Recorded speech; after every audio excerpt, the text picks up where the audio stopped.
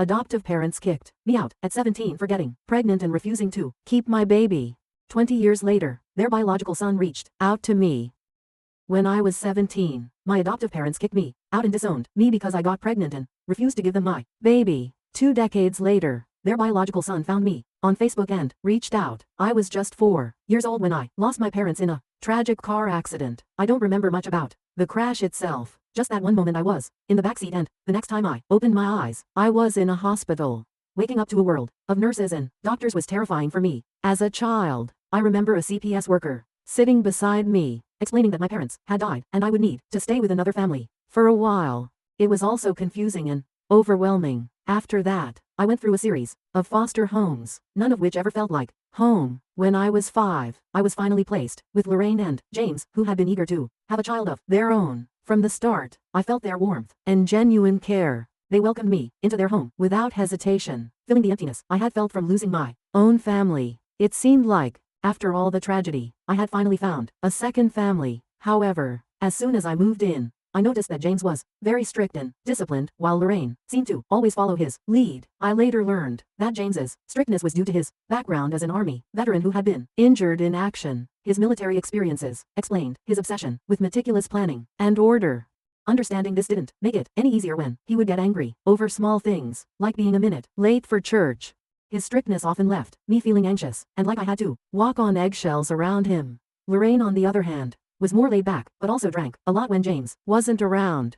I watched her finish entire bottles of wine by herself, and she always seemed lost in her thoughts. She rarely asked about my school or homework, and aside from drinking, her main activities were cooking and cleaning because James was particular about that.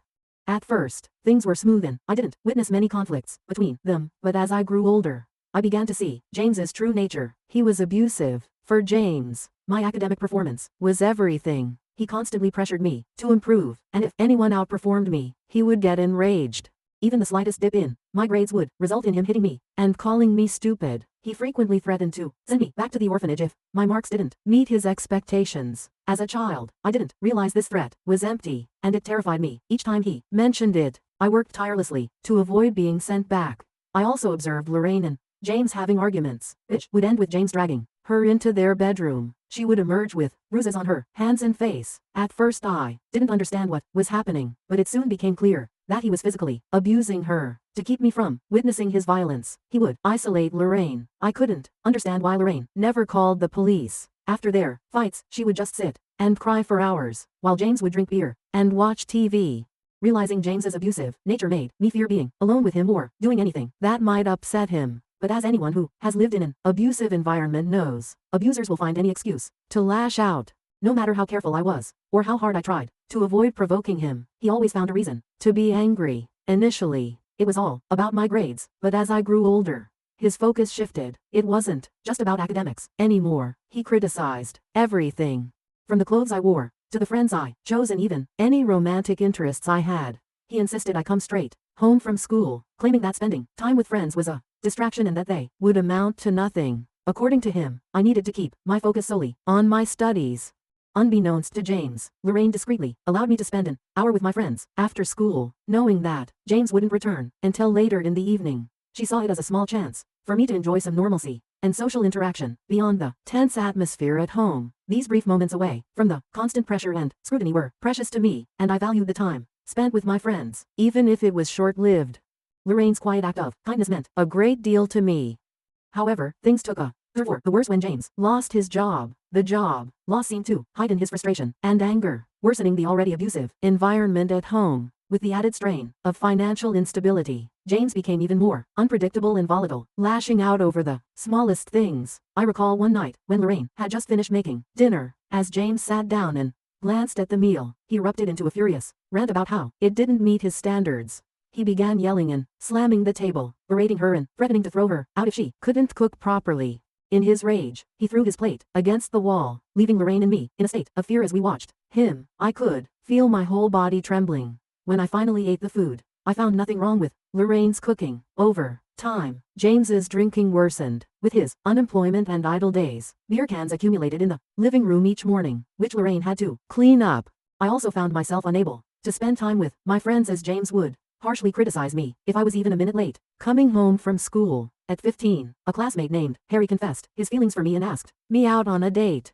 Despite my anxiety over James finding out, I was eager to experience a date and explore my feelings as a teenager. So, despite my worries, I agreed to go out with Harry.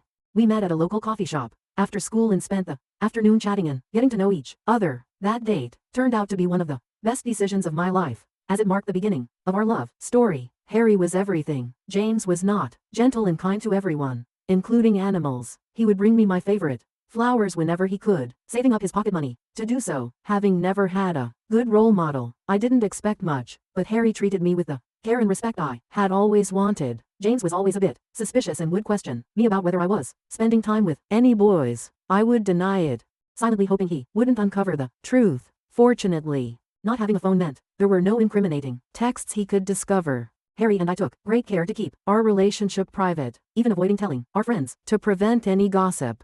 Harry understood my fear of James and was willing to keep our relationship a secret. When prom approached, Harry and I decided to attend with our group of friends to avoid drawing any unwanted attention. However, when James learned of my plans to go to prom, he outright forbade it. He dismissed it as a waste of time and refused to buy me a dress. I didn't really care about the dress. I just wanted to enjoy the evening with my friends. I begged him to let me go, reminding him of my good grades and how I had met his expectations. He scolded me, belittling my friendships, and insisting that prom was insignificant. Lorraine disagreed and argued with James, believing there was no reason for me to stay home while my peers enjoyed themselves. James insisted that teenagers lacked a sense of right and wrong, and that he wouldn't allow me to go out simply to have fun when I could stay home and be safe. Despite my pleas and attempts to explain how important this event was to me, he remained resolute, dismissing my feelings as trivial. He even threatened to lock me out if out for prom. On the night of the dance, I was the only one who stayed behind, spending the evening crying alone in my room. I was growing increasingly weary of living with James.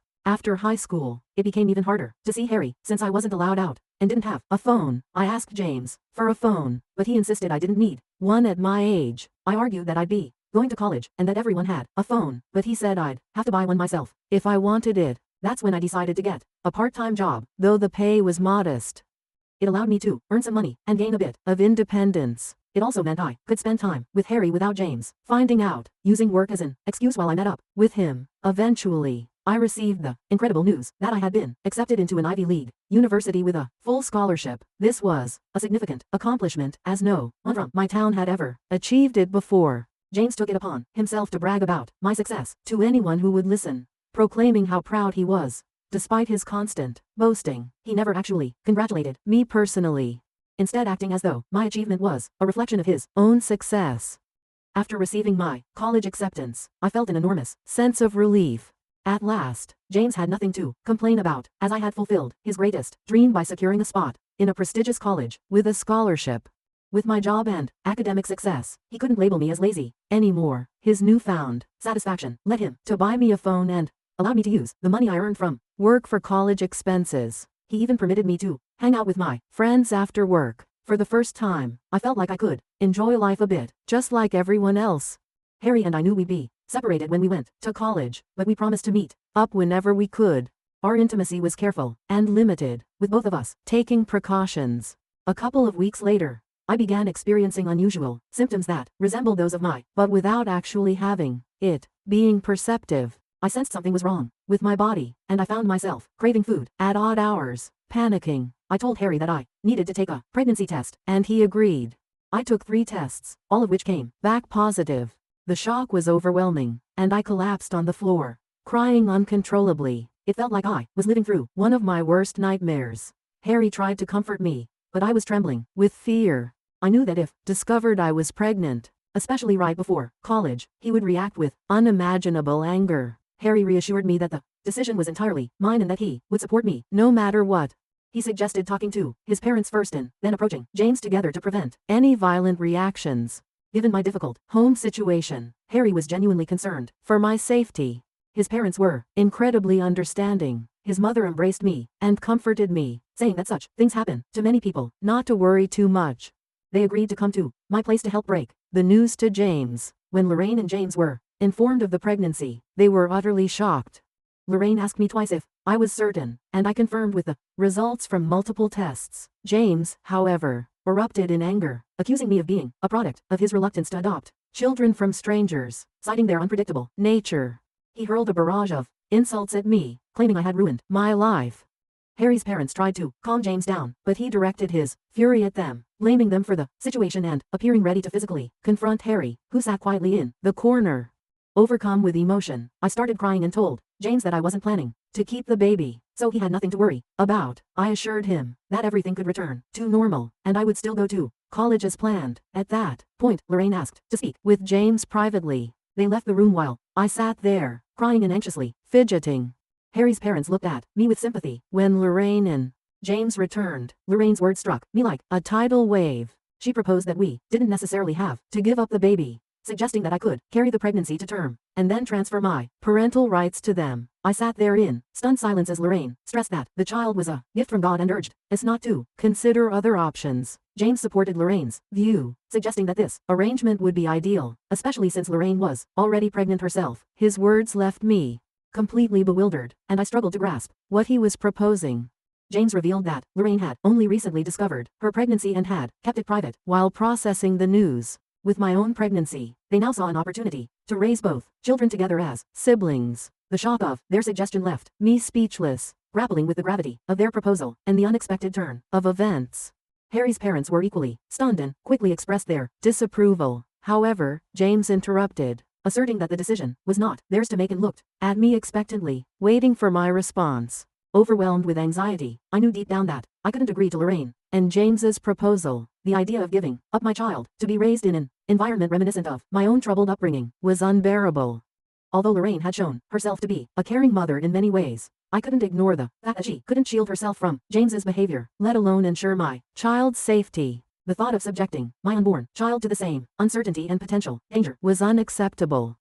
While I cherished the thought of becoming a mother one day, I knew the timing and circumstances were far from ideal. I couldn't bring a child into the world under these conditions, knowing I couldn't guarantee their safety and well-being. I firmly told James that, although I was glad to be gaining a sibling soon, I couldn't proceed with the pregnancy. I was neither mentally nor physically strong enough to handle it. The idea of watching my child grow up with Lorraine and James, while pretending they were just a sibling, was inconceivable. Living a lie and denying my child the truth about their parentage was something I simply couldn't endure. When I shared my decision, Lorraine broke down in tears, expressing her disappointment that I couldn't do this for her despite all the sacrifices she had made for me. James, visibly enraged, got up and began pacing the room. I tried to explain my stance, but they refused to understand. Harry's mother stepped in, supporting my choice and offering to arrange an appointment with a gynecologist to move forward with the procedure. Lorraine's crying intensified, and James started shouting, asking if I was satisfied now that I was causing her so much pain. He then demanded that I pack my things and leave the house. My shock was palpable as James declared he was fed up with me, accusing me of being ungrateful and selfish for giving them my child. Harry's parents gently urged me to pack up quickly, clearly troubled by James's volatile behavior. I hurried upstairs to gather my important documents, photo albums, and as many clothes as I could. When I came back downstairs, James warned me to take whatever I could carry, because he planned to throw out and burn the rest of my belongings the next day. I tried to speak with Lorraine, but she wouldn't even look at me. As I left, James told me I should never come back. I was bewildered and heartbroken, unable to understand what I had done to such ruthless rejection. Harry and his parents generously offered me a place to stay, and I returned to their home. The following days were a blur as they took me to the gynecologist, where we scheduled the necessary procedure. It was a difficult decision for both me and Harry, but given the circumstances, we knew it was the best choice for our future. After the procedure, I spent a few days recovering, with Harry by my side, offering unwavering support. He and his parents were incredibly kind and did everything they could to help me through this challenging time. Throughout this ordeal, James and Lorraine never reached out to me. When the day came for me to move into college, I texted James, hoping he might have forgiven me by then. Instead, he responded with harsh words, calling me a failure and a disappointment and accusing me of turning into a prostitute. He said he didn't want his biological child to end up like me. His cruel message cut me deeply, and I cried for hours. They had been the only parents I knew, and now, with their own children on the way, they had severed ties with me. My college years were challenging, but ultimately rewarding. I juggled a part-time job with my studies, working hard to maintain my grades. It was tough, but I was determined to succeed. Fortunately, Harry kept his promise and supported me throughout. He would visit me at college whenever he could, and his constant encouragement helped me through the rough patches. During holidays, his parents often invited me to spend time with them, and they began to feel like family to me. I graduated with honors, achieving the distinction of KL, and Harry and his parents were there to celebrate my graduation. I secured a good job in my field, and it was a proud moment knowing all my hard work had paid off. Harry and I eventually moved in together, and our relationship grew stronger with time. We supported each other through life's ups and downs, and after several years, we decided to get married. Our wedding was a beautiful celebration of our love and commitment, surrounded by our closest friends and family. I didn't even consider inviting James and Lorraine to the wedding. As a married couple, Harry and I have continued to build our life together. Recently, we took a significant step by buying a new house and renting out our old one. Our new home has become a cozy haven where we create new memories and plan for the future. We bought the new place to be closer to Harry's aging parents, who have become like family to me as well. I want to be there for them in any way I can. It's been almost 20 years since James and Lorraine kicked me out, and I barely remember them now. Over the years, I haven't dwelled on them much, though I do recall spending my first year of college grieving their absence. By my second year, I resolved to forge a new life for myself, free from their rejection. It was painful, and building this life on my own took immense strength. They've never reached out to me, and I haven't felt the need to check in on them either. Throughout these years, Harry has been my steadfast companion and partner in every sense. Although we never had children, our two beloved dogs have brought us immense joy. We visit Harry's parents every other weekend and frequently enjoy trips and discovering new restaurants together. Looking back, I feel that my life has turned out well, and I wish I could embrace my 17-year-old self and reassure her about her future. Recently, I received a friend request on Facebook from someone named Matt with a surname that seemed familiar. When I checked his profile, I was taken aback by how much he resembled James. I accepted his request and he sent me a greeting. I replied, and he soon asked if I knew anyone named James and Lorraine. My heart raced as I realized he was their son. Nervous yet determined to be honest, I confirmed that I knew them since they had adopted me when I was 5. Matt expressed a strong desire to talk if I was comfortable, so I agreed and gave him my number. When he called, the conversation started off awkwardly, but Matt soon shared that he had always known about a child his parents had before him because he had seen my pictures in the family photo album. Whenever he asked about it, his parents would dodge the question. He had been searching for me for a long time, having learned my name from our hometown, and he had recently stumbled upon my profile by chance. His sole reason for reaching out was to uncover the truth. As I recounted the painful events of my past, including how his parents had asked me to give up my child and then expelled me when I refused, I could feel the weight of the emotions. I described their absence from my life over the years and how I had managed to cope thanks to the support of my husband's parents. The conversation was emotionally charged, and I revealed long-buried feelings. Matt's voice conveyed shock and disbelief as he absorbed my account. After a period of silence, he told me he had no idea his parents had treated me so cruelly. He had always believed their story that I had left on my own accord. He thanked me sincerely for my honesty and apologized on behalf of his parents, expressing regret for the pain they had caused me. Since our conversation, I felt grateful for Matt's effort to reach out and his understanding, which has brought me some comfort and validation. However, I worry about how James and Lorraine will react when they learn that I've shared the truth with Matt. Did I make the right choice in revealing everything, or would it have been better to keep silent? Update 1. I wanted to share that my initial concerns were valid. Within just 24 hours of Matt reaching out to me, Lorraine and James began bombarding me with calls and texts. Since I've kept the same number all these years, it was relatively easy for them to find me. Their messages have been filled with anger and accusations, mostly centered around why I disclosed family secrets to Matt. James's message, in particular, was harsh, insisting I should have kept quiet, as I had for years, and not interfered between him and his son. Overwhelmed and unsure of how to handle the situation, I've been dodging their calls and messages, uncertain of the best way to address this unexpected confrontation. Update 2. I informed Harry about the situation he was unaware of. Matt's outreach, and upon learning that I had shared our past, he felt I shouldn't have done so. His concern wasn't about the truth being wrong, but rather that James was clearly unstable, and that this revelation would only stir up unnecessary drama in our lives. I also spoke with Matt, who told me he confronted James and Lorraine after our discussion. They attempted to deny everything, labeling me as a liar and accusing me of using them until I could escape to college. Despite their claims, Matt didn't believe them and told them to stay away from his family. He also informed them he would be cutting them off financially. Matt revealed that he and his wife had recently adopted twins, but James and Lorraine had refused to visit them, which had made Matt question their behavior. After learning about my past, Matt understood why they might have been unhappy with his adoption. He assured me he would ask them to leave us alone and extended an invitation for me to visit his twins whenever I could. He expressed a desire to get to know me better. Given our sibling connection, I'm touched by his kindness and might take him up on his offer to visit his family with Harry. Update 3.